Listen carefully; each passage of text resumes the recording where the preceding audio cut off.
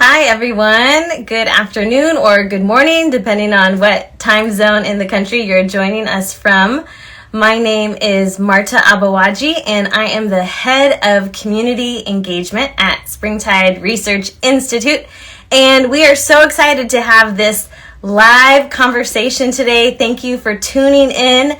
We are starting a focus for 2022 that is entirely zeroing in on mental health experiences for Gen Z, young people, the young people that we are committed to researching, ages 13 to 25.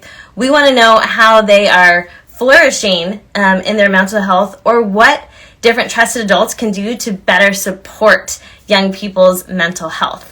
The ways that they can create more mental health positive environments for the young people they're serving, whether that's a workplace, school, a religious space, at home, etc.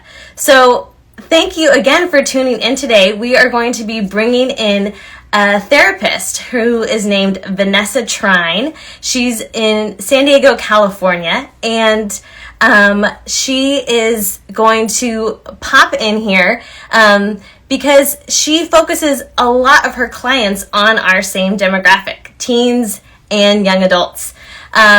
Vanessa is messaging me right now. I think she is here in the Instagram. Vanessa, are you able to request to join? And I will happily accept that request. I see you in here. So yeah, if you are able to request, there it is. I see it. She is going to introduce herself, tell us more about her practice, and why she's committed to serving the same populations we're interested in. Hi, Vanessa. Hi, Marta. How are you today? I'm so good. How are you? I'm very well. Thank you for jumping into this conversation with Springtide. I was queuing you up a little. I told folks you're in San Diego. I haven't told them yet that you're an internal family systems therapist. What does that mean? Well, and first of all, I'm in Orange County now, or technically Long Beach. Okay. See, I didn't even know the SoCal move that had happened. I know. It feels like the same vibe, as San Diego, but an internal family systems therapist, that's just a kind of modality you can use in therapy to work with different kinds of clients. You have to be trained in it. You can get certified in it. And it's a way to work through trauma or big feelings that feel like they're overwhelming, and it's a way to do it really gently. I love it. I love hearing about your approach. I want to preview, because we're going to be getting into this a bit more, that besides being a therapist who's focused on that modality as well as young people, you are also the co-creator of the wildly popular support deck. I have mine right here. I have mine too. So we're going to get more into this, folks. But that is a really cool contribution you've been able to make, that I hear more and more stories of people who are utilizing this for their own practice, or in different groups that they convene as well. So just to tease that out for folks who are watching us live. So since a good portion of your clients are teens and young adults, what draws you to work with that population?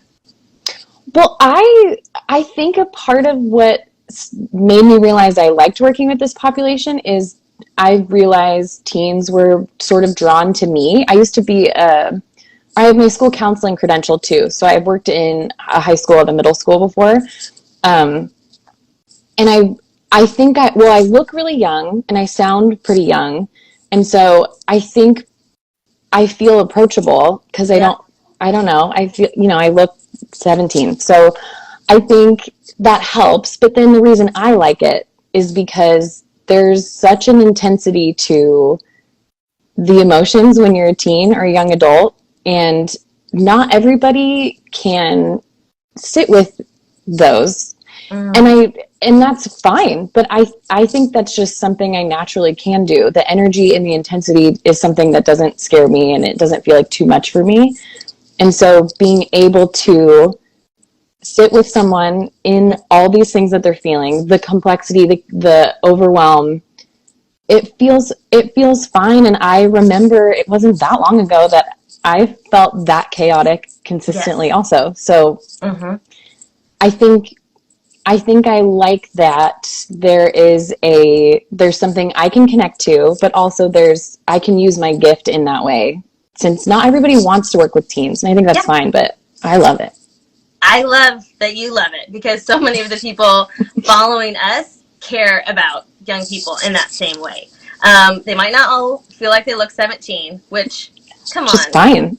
Forever not young. Everybody wants. Let's People tap want to into know whatever you got going.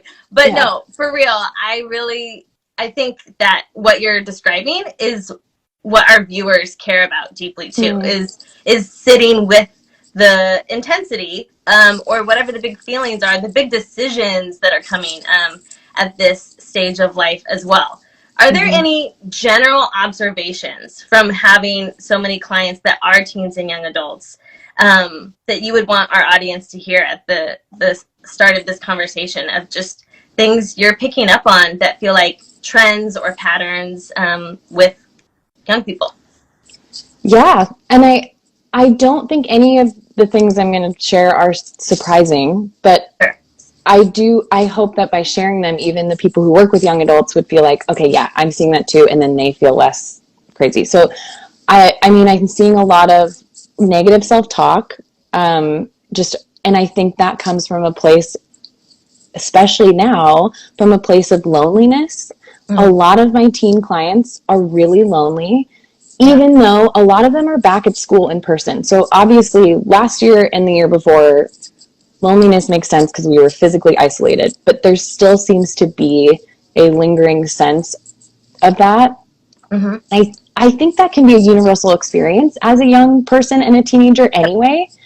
But when you add in literal, like, physical barriers like masks and confusion, and you aren't able to do the same things you used to, like in schools, not, all these things are different.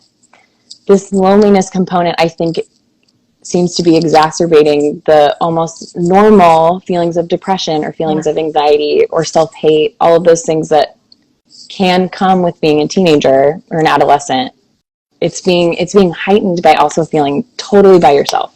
We see that exactly in our research. The inaugural report we did a few years ago was called Belonging, and it was about Gen Z being the loneliest generation ever.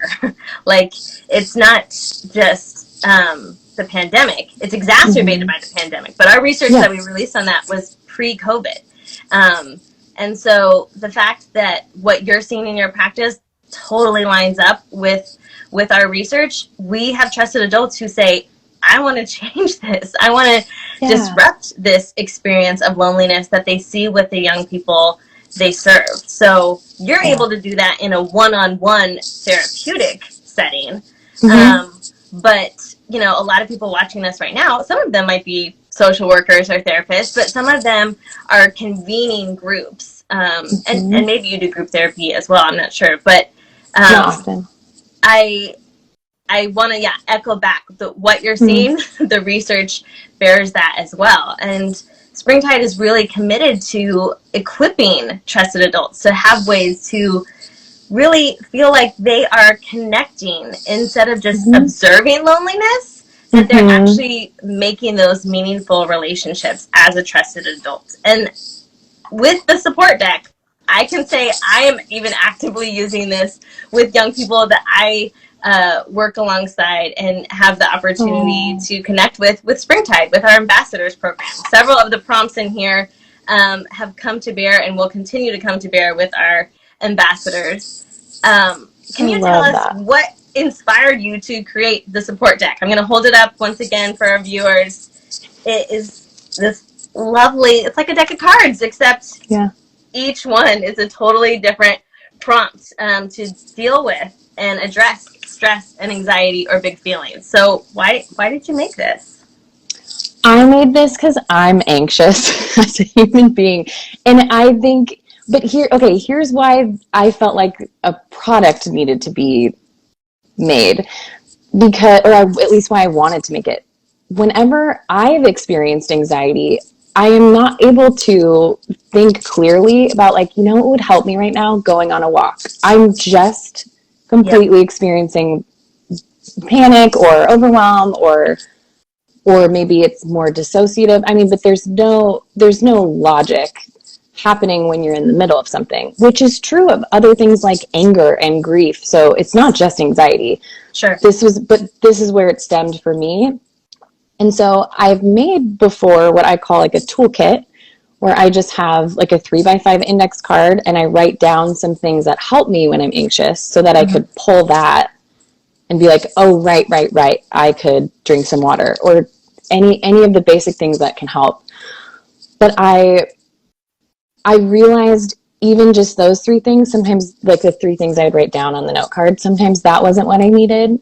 And so and I mean, what's happening neurologically too is the prefrontal cortex shuts down if you're anxious, which Yeah. makes sense if you needed to react in like a scary situation. Like if you're almost hit by a car, it makes sense that you wouldn't logic out like how fast is the car going? Should I go left or should I go right?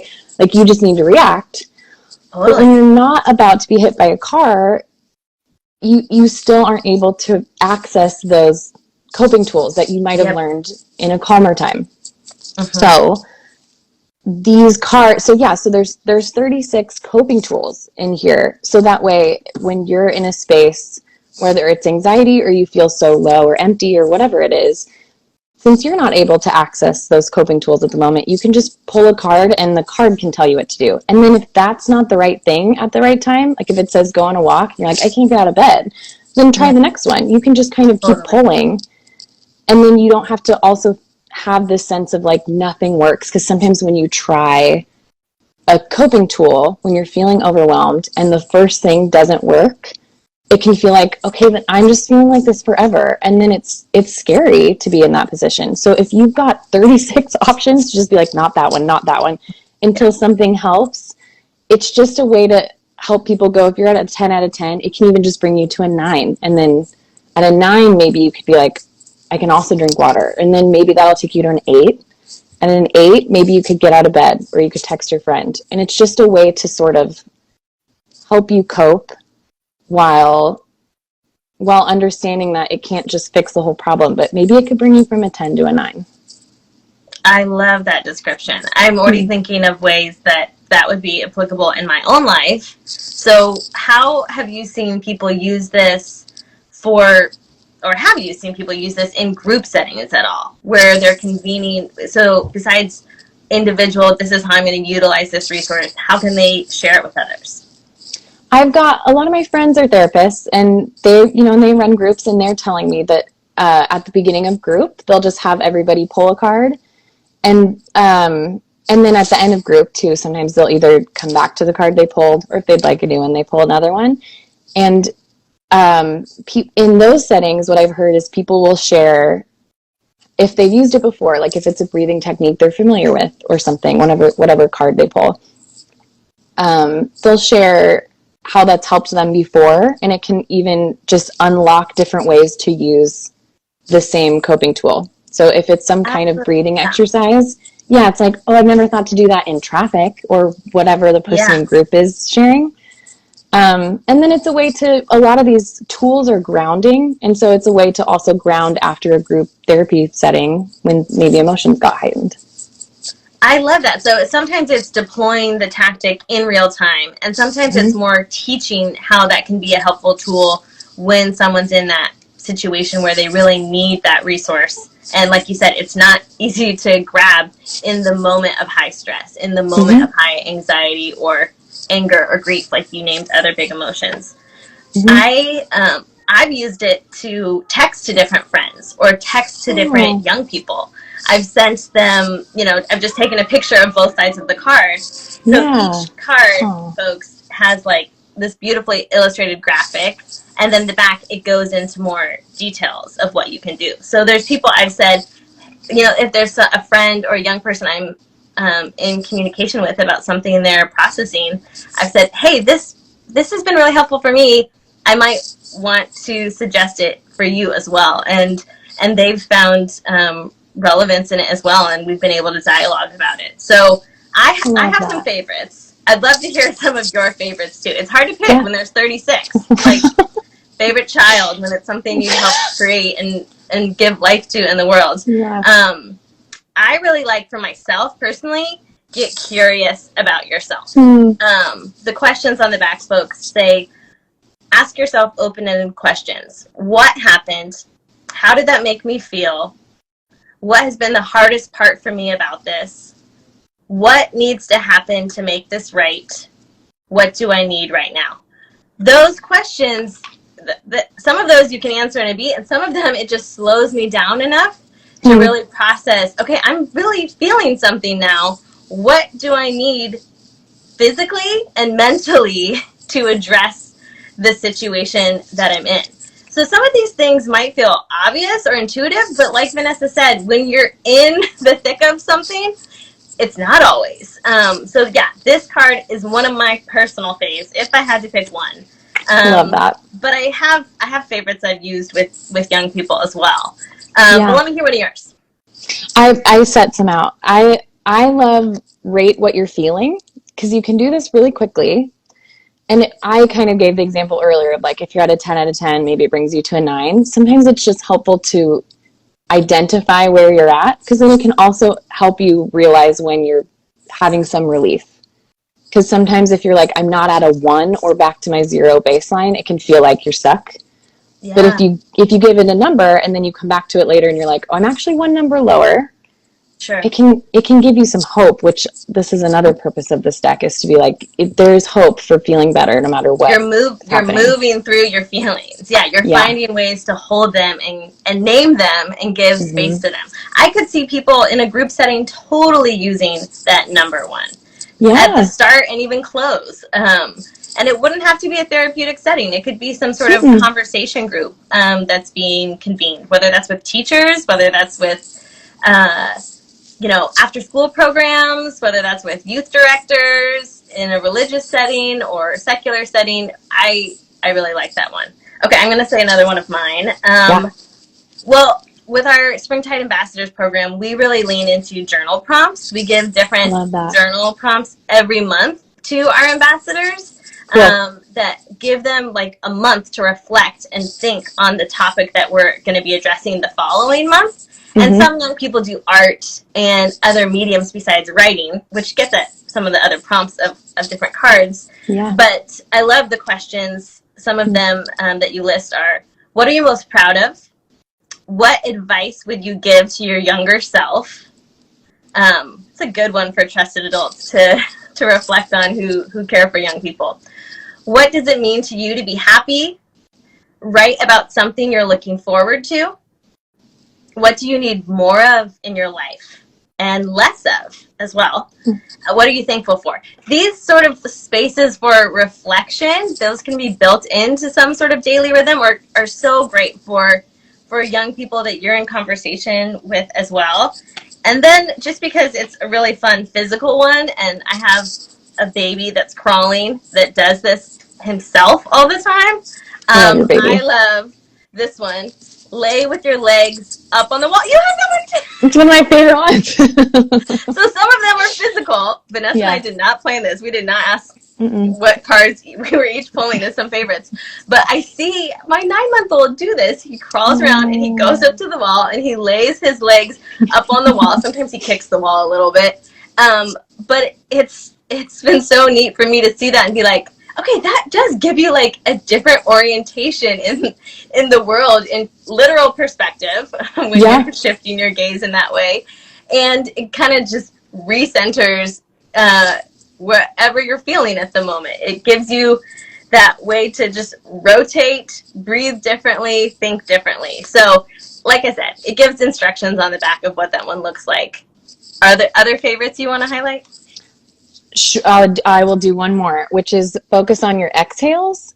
And it's because a lot of times breathing exercises can feel really overwhelming. There are breathing exercises in here because they're useful, but most breathing exercises start with an inhale. And if you are experiencing some kind of anxiety, sometimes you feel like you can't breathe. So an inhale is actually going to make you feel worse, or being told to take a really deep inhale. So focusing on your exhales, there's science behind that that communicates to your parasympathetic nervous system, which is the one that helps you feel calm and safe. Making your exhales longer than your inhales just tells your body that you're safe. So that way you don't even need to do like, I have to count to 4 and then I have to count to 8 and then I have to count, which again, those kinds of breathing techniques can be helpful. But if you can't do it in the moment, if you just make your exhales long, you could do that even when you're with people and they're not going to know you're having an issue, but it will signal to your body that you're okay. I love how simple some of these are. They're not like having to totally disrupt or create something dramatic, but it really is putting those tools in your own toolbox, whether that's in your own body rhythms or a toolbox that you use for convening. We hope that mentioning some of these are helpful for yourself as trusted adults. We want to give you tools to use with young people, but we want you to be able to use whatever exercises and insights our research helps highlight for yourself. So the same is true for what Vanessa's modeling and describing today. Do you have a place that you feel like, I want to see the cards go in this direction? Or I guess I'll also ask in that way, our first research report in this focus on mental health in 2022 is all centered around schools and what educators and trusted adults in school settings, whether that's middle school, high school, higher ed, what they can do to support young people's mental health. So is there a way you would like to see the cards further used, and or is there something related to school settings that you would want to recommend? As far as seeing the deck maybe in like school settings or something, I've got a lot of friends from grad school who are delightful, and they've brought them in as school counselors, and so they have them just at their desk. So if a kid just comes in, they can just pull one. I love that. And then they don't even have to be social. If the kid doesn't want to talk, they can be like, you're safe. You're going to sit with me in this silence, but I'm going to pull a card and then I'll talk when I'm ready. Teachers, school counselors, ministers, like I'm thinking so many people where that could just be something you have on your desk readily available, like you described. Yeah. And then it can take some of the pressure off of the adult to feel like they want to fix whatever the kid is experiencing, or teen, young adult.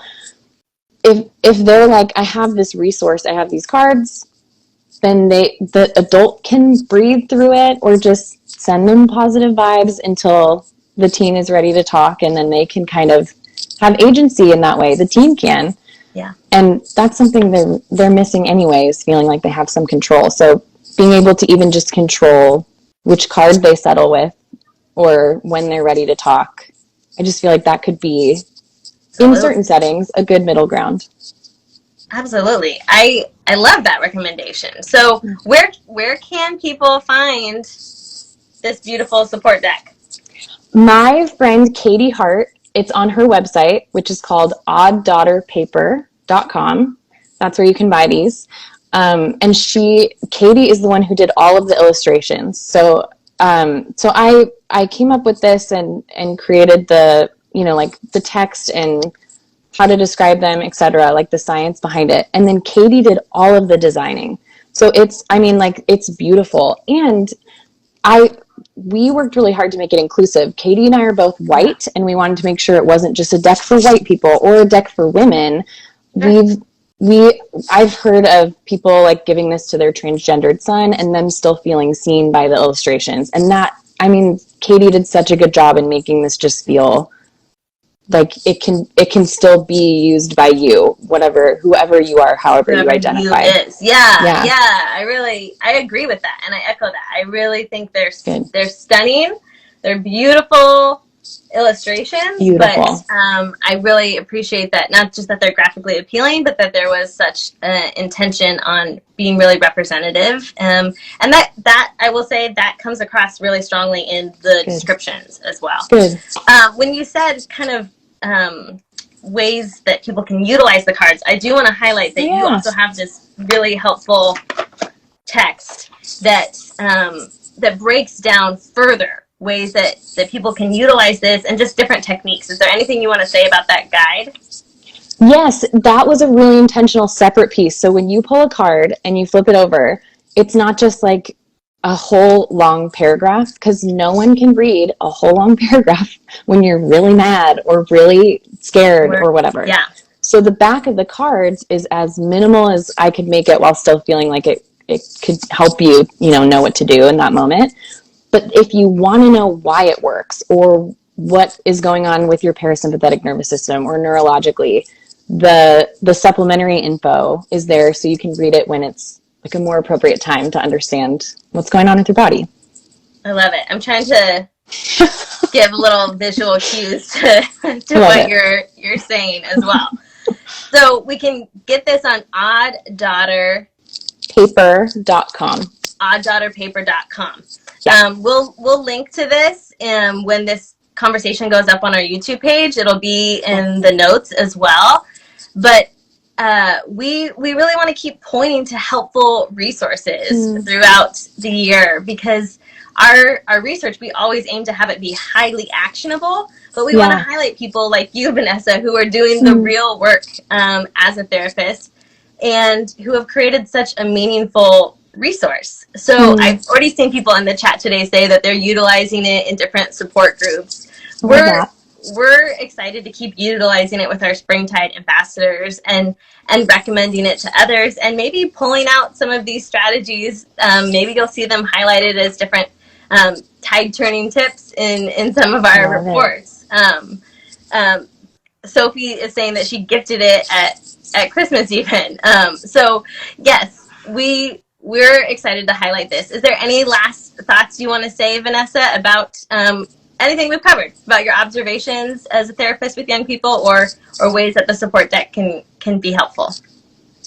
I feel like you covered it with the questions, but I just want to say that for the people who work with teens, I'm just so grateful to you, because you are helping heal trauma for these kids, whether it's explicit trauma or like little t trauma. You're helping heal that so that it doesn't continue to become like a generational thing, or when they have families or make friendships or in relationships, it doesn't have to have as much baggage or hard stuff, because you guys you're helping walk them through it. So I'm appreciative.